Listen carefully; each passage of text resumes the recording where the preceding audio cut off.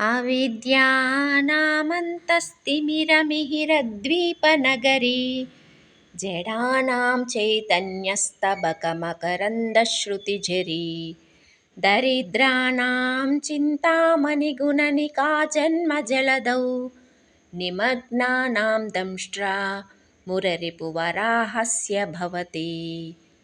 ఈ శ్లోకం యొక్క తాత్పర్యము: అమ్మ, నీ చరణపాద రేణువు అజ్ఞానము అను చీకటితో ఉన్న వారికి సూర్యోదయము జరుగు పట్టణము వంటిది.